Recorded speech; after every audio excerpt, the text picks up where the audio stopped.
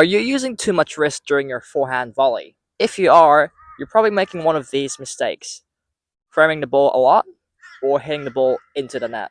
So in this video, I'm going to explain why these mistakes happen and show you a simple drills that you can do on your own. By the end, your volley gets more consistent and be more confident at the net. Let's get started. When hitting a volley, you don't need to use your wrist to move your racket. Instead, use your whole arm and the body weight to push the ball forward. Here are the two common errors caused by too much wrist movement. First, you'll start framing the ball a lot. Now this happens because the racket head moves more than necessary.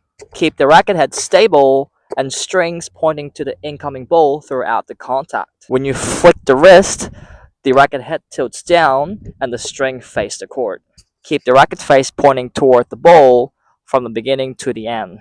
Okay, let's start with your grip and the ready position. Use the continental grip for your volley. This grip works for both forehand volleys and backhand volleys, and even for smashes.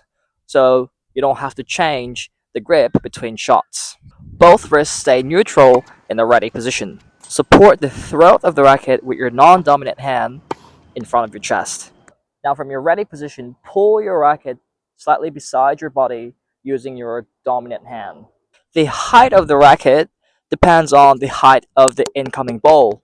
If the incoming ball is high, then you should set your racket up high. And as you can see, my racket is straighter. The tip of my racket is pointing to the sky.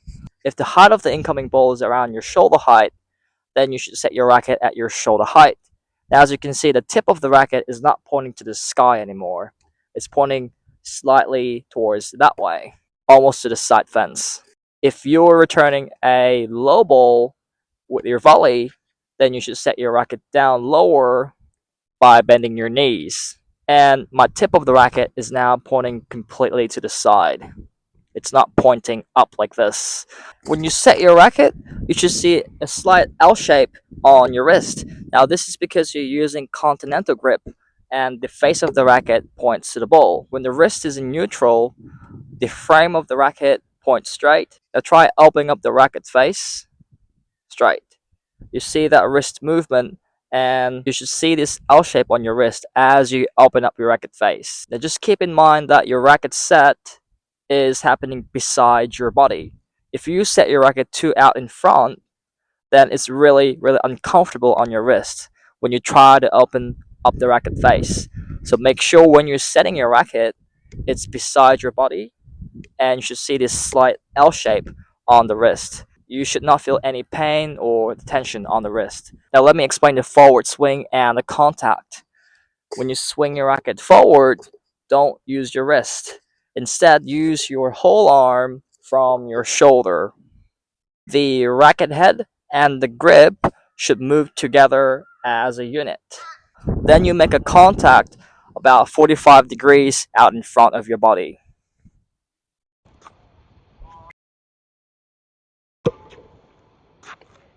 The follow through for volleys is short compared with ground strokes. It should naturally slow down in front of your body. During the follow through, your wrists stay neutral without pronation. Your hitting arm finishes extended forward toward the target. If this video has already been helpful, please click a like and don't forget to subscribe my channel. Okay, this is your first drill that you can do on your own. It's called the high five drill. Now stand really close to the net. You're giving a high five to the fence, not by using your wrist, but by moving your whole arm from your shoulder. And here's how it looks like.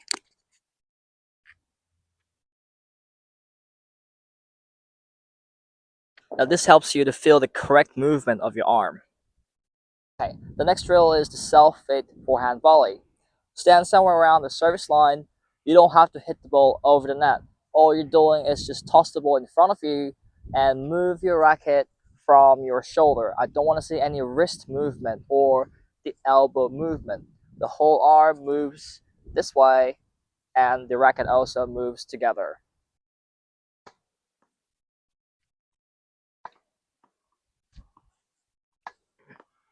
So really focus on the ball hitting in the middle of the string. You should have that stable racket head. The third drill is the volley progression with the net. Start from the no man's land and hit gentle volleys over the net. Focus on pushing forward with your arm, not flicking your wrist. Once consistent, move closer to the service line, then in front of the net. Okay, here's a summary. Don't use your wrist to move your racket. Use a continental grip and move your arm from your shoulder. Keep your wrist neutral before and after the contact. During a contact, there's a small extension forming this L shape on your wrist.